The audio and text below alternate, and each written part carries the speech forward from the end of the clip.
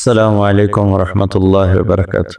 الحمد للہ رب العالمین والصلاة والسلام علی رسولہ الکریم وعلی آلہ وصحبہ اجمعین، اما بعد۔ ذو الحج کا مہینہ ہمارے مبارک مہینوں میں سے ایک مہینہ ہے جس میں اللہ تعالیٰ نے حج اور قربانی یہ دو بڑے عمل اس میں جمع فرمائے ہیں۔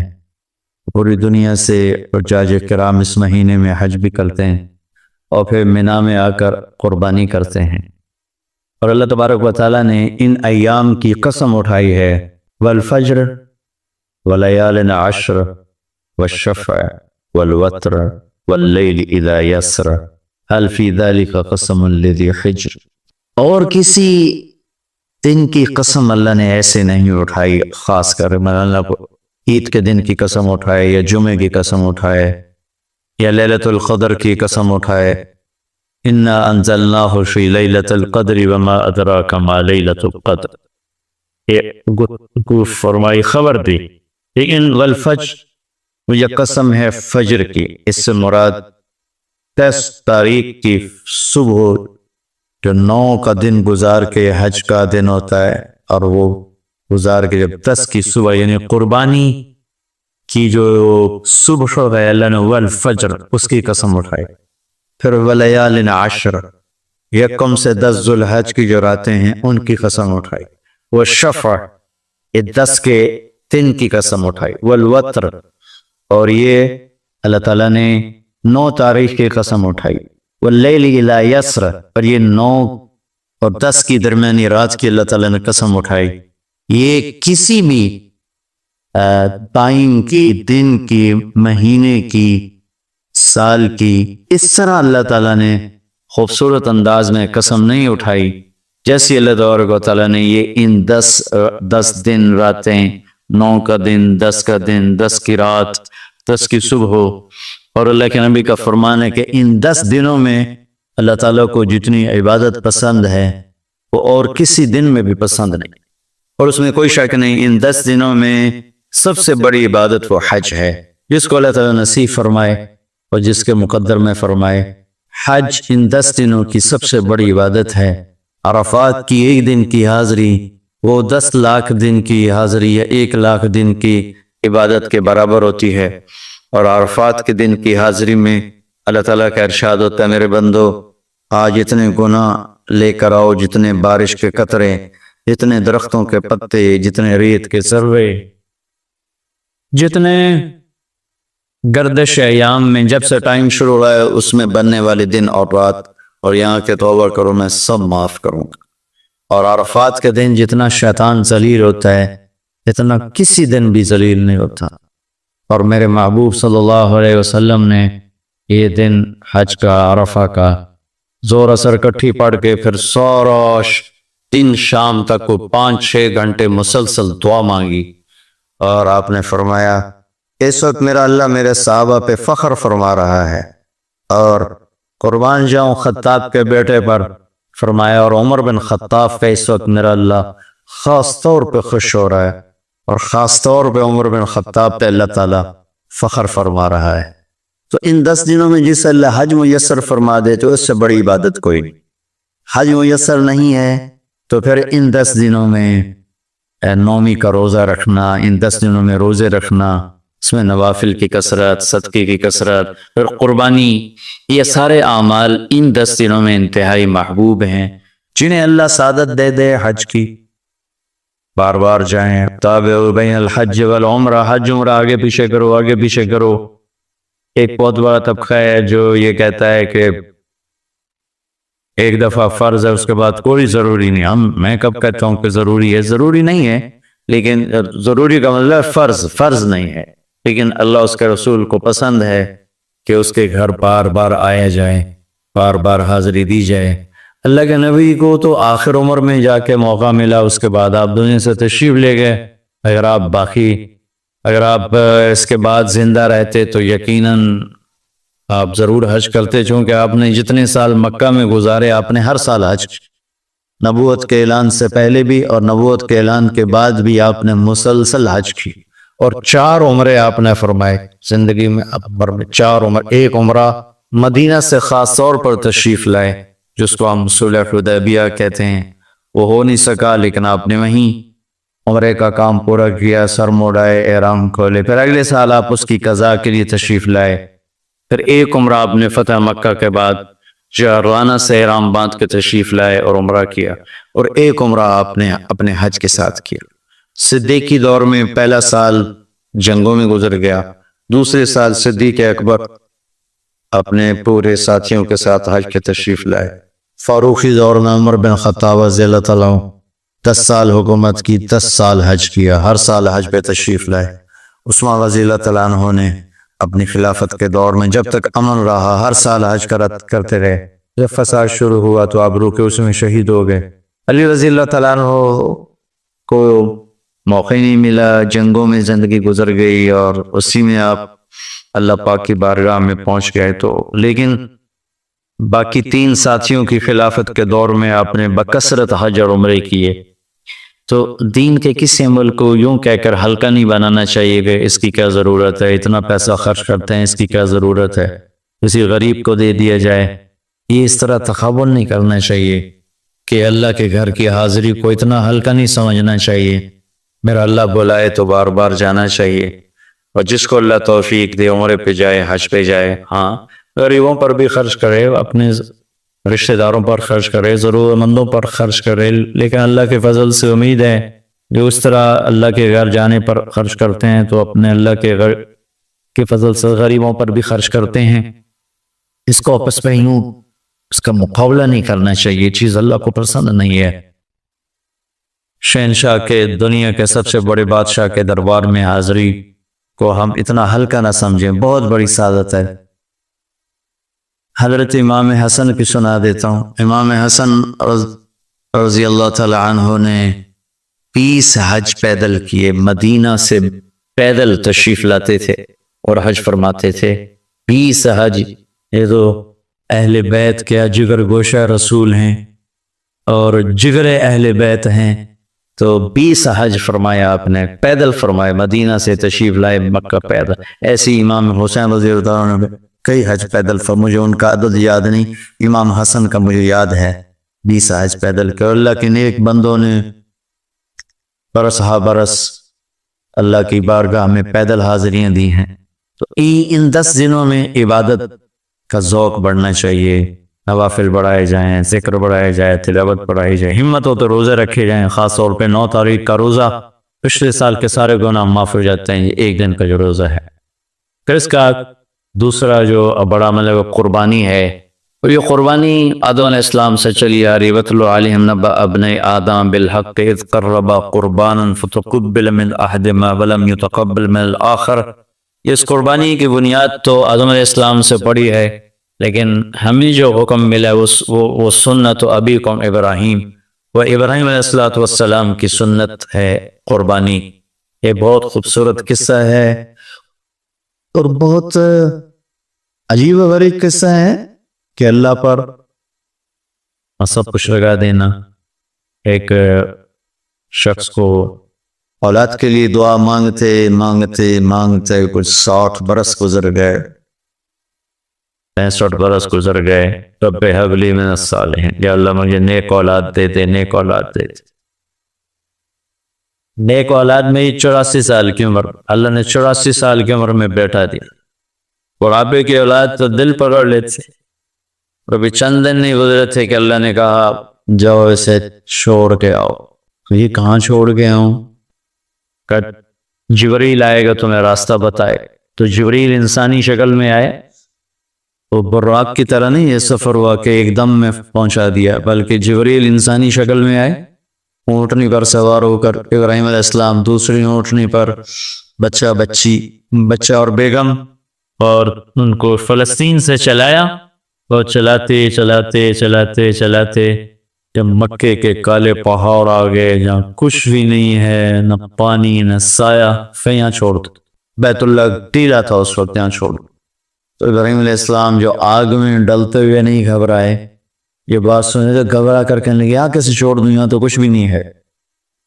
تو جبریل نے کہا جی آپ کے اللہ کی منشا ہے کہ اس بچے کو یہیں چھوڑ دیا جائے۔ تو نے وہیں چھوڑا اور واپس چل دیا۔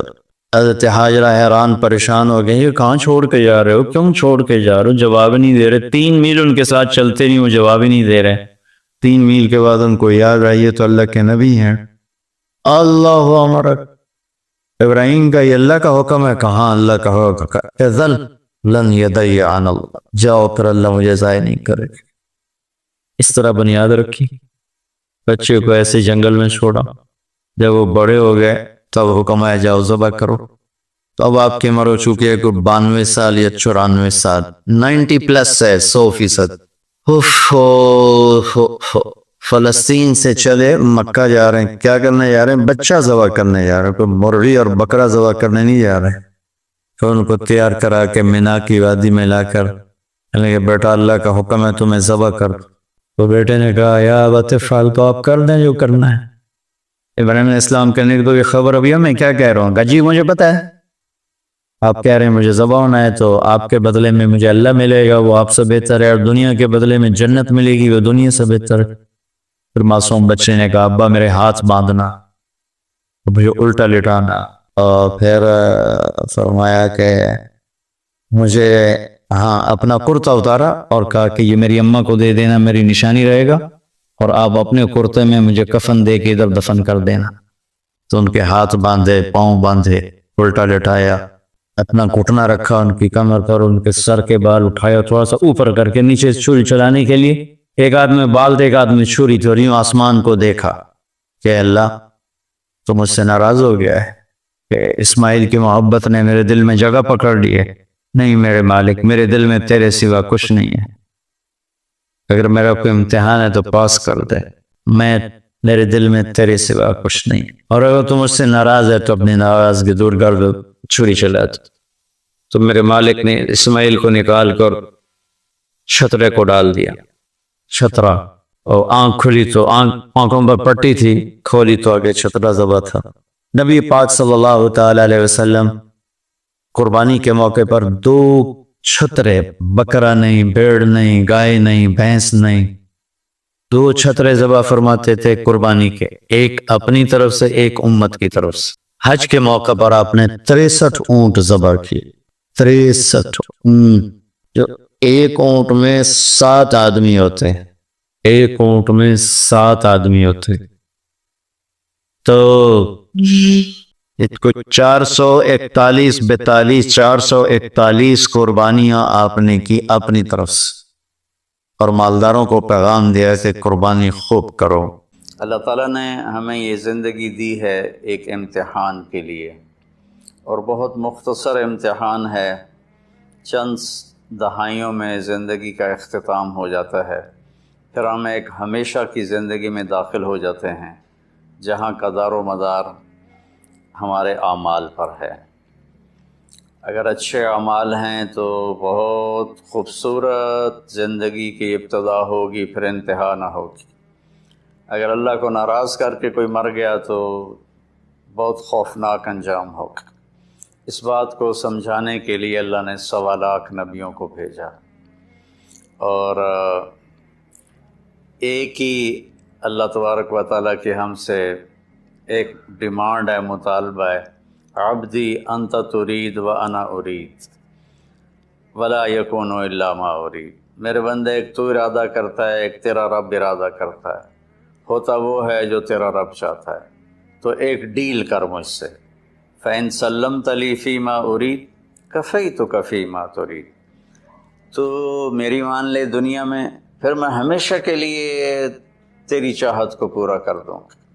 وَإِن لَّمْ تُسَلِّمْ لِي فِي مَا أُرِيدُ أَتْعَبْتُكَ فِي مَا تُرِيدُ وَلَا يَكُونُ إِلَّا مَا أُرِيدُ، اور اگر تو نے وہ میرا چاہا پورا نہ کیا تو میں تجھے تیری چاہتوں میں تھکا دوں گا، اور ہوگا وہی جو تیرا رب چاہے گا۔ اس مختصر زندگی کو اللہ کی اطاعت میں گزار دیں، جو وہ چاہتا ہے وہ کر دیں، جس سے روکتا ہے اس کو چھوڑ دیں۔ ابراہیم علیہ السلام کی قربانی اسی سبق کو دہرایا گیا ہے، اور اس میں ہمیں یہی سبق دیا گیا ہے کہ اللہ جو مانگے وہ دے دیا جائے۔ آپ اس سے اندازہ لگائیں کہ ابراہیم علیہ السلام رب حب لی من الصالحین دعا مانگتے مانگتے بوڑھے ہو گئے، اور تقریباً کوئی 84 یا 86 سال کی عمر میں اللہ نے حضرت ہاجرہ کے پیٹ سے اللہ تعالیٰ نے ان کو بیٹا دیا، جس کا نام انہوں نے اسماعیل رکھا۔ اور حضرت ابراہیم علیہ السلام کا مقام فلسطین ہے، وہاں آپ رہتے تھے۔ فلسطین اور مکہ تو اس وقت آباد ہی نہیں تھا، کالے پہاڑ تھے، نہ پانی، نہ سایہ، نہ درخت، نہ راستہ۔ تو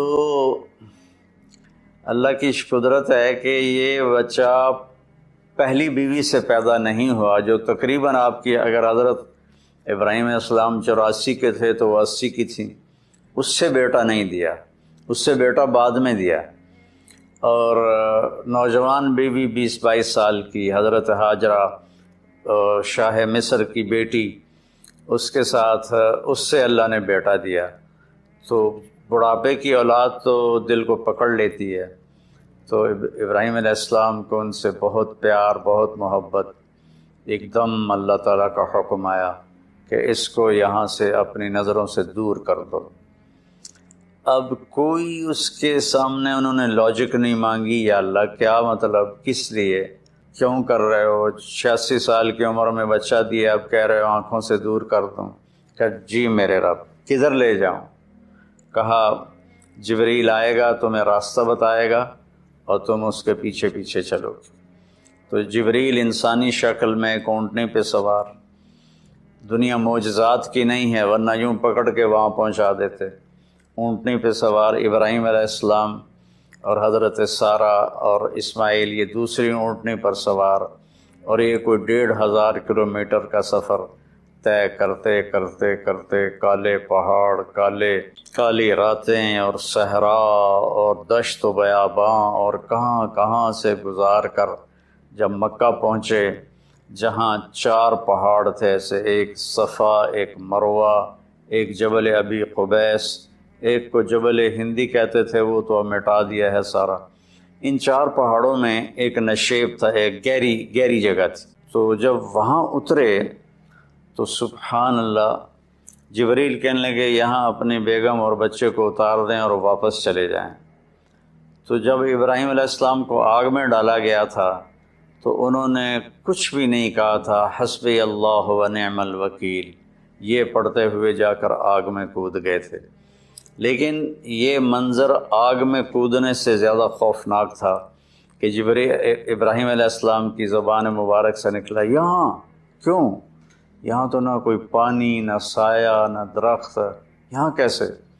تو جبریل نے عرض کیا کہ آپ کے رب کی منشا ہے کہ یہ اس کو یہیں چھوڑ دیا جائے، اس بچے کی نسل سے آخری نبی پیدا ہوں گے، یہاں یہ اللہ کا گھر بنائیں۔ تو جبریل تو 3 دن وہاں، جبریل تو چلے گئے، ابراہیم علیہ السلام نے وہاں ان کے لیے کوئی تھوڑا چھپر وغیرہ یا بنایا یا نہ بنایا، یا کسی کیکر کے نیچے، واللہ عالم، تاریخ خاموش ہے۔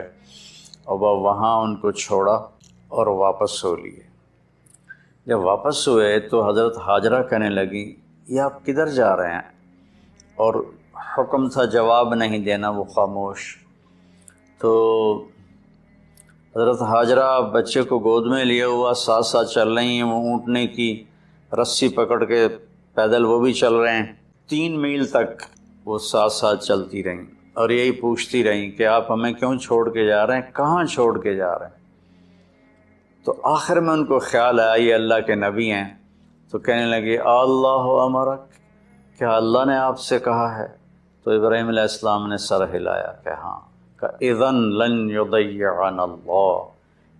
ایک اور ہاجرہ نے جنم لیا جس کا ایمان فرشتوں سے بھی اوپر جا چکا تھا، اور انہوں نے تنک کے کہا جاؤ پھر اللہ ہمیں کبھی ضائع نہیں کرے گا، اور اپنے ایک دم ان کی ہمت جوان ہو گئی۔ اور وہاں ابراہیم علیہ السلام اونٹنی پہ سوار ہوئے اور چلتے چلتے پہاڑی پر چڑھے۔ حضرت ہاجرہ ان کو دیکھ رہی ہیں، پہاڑی سے نیچے اتر گئے، یہ بوجھل قدموں سے واپس ہوئیں۔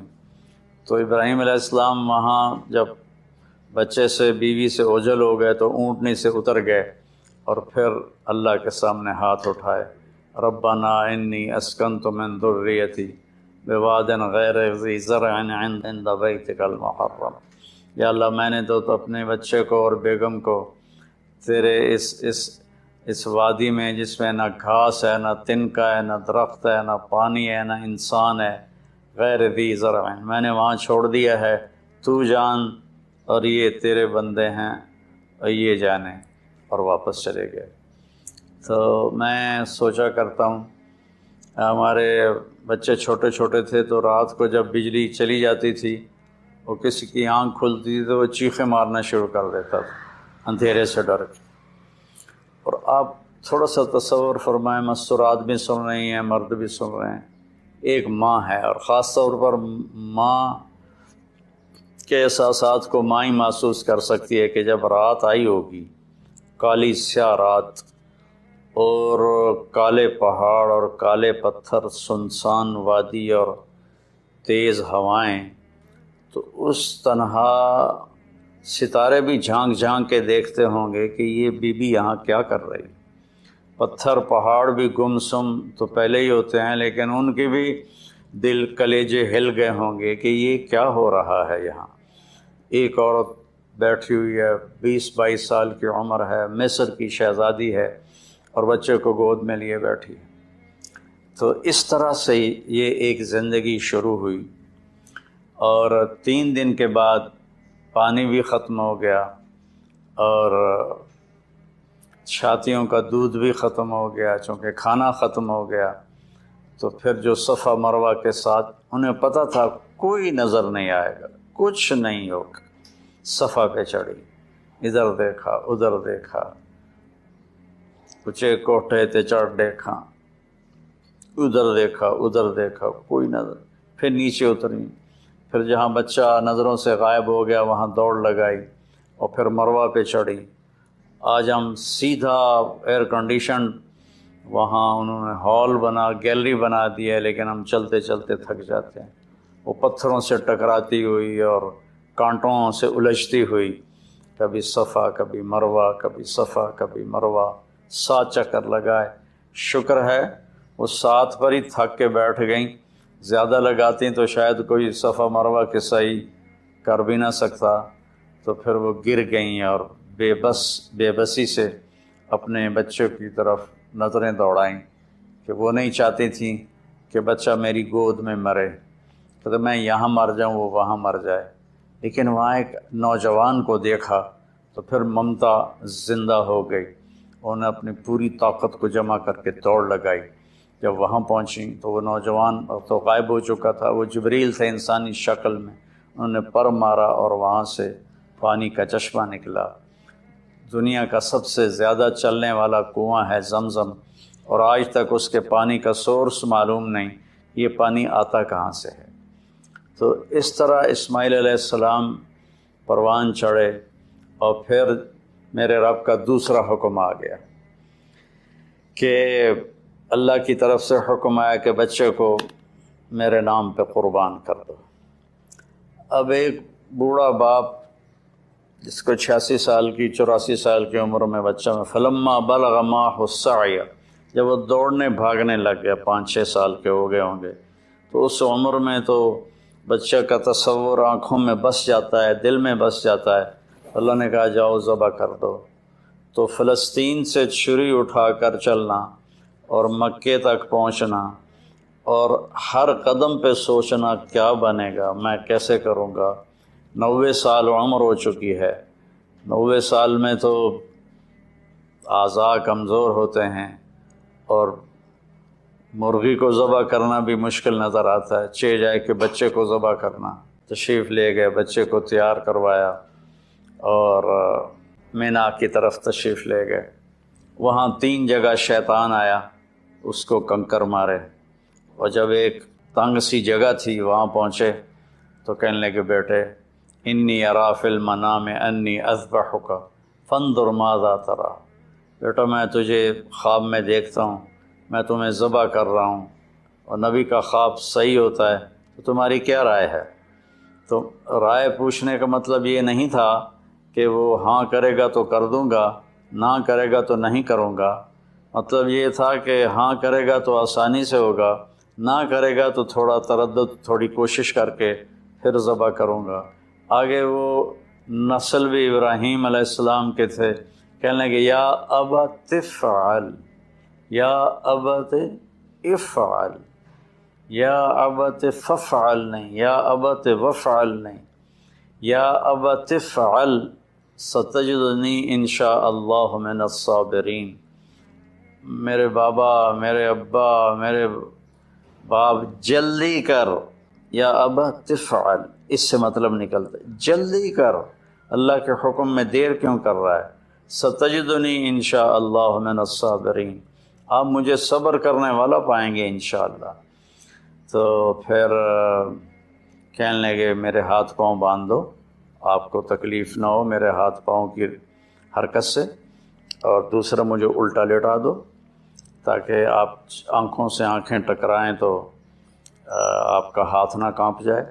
اور پھر اپنا کرتا اتارا اور کہا یہ کرتا میری ماں کو دے دینا کہ جب میری یاد آئے گی میرے کرتے کو دیکھ کے تسلی پا لے گی، اور آپ نے مجھے یہیں دفن کر دینا ہے۔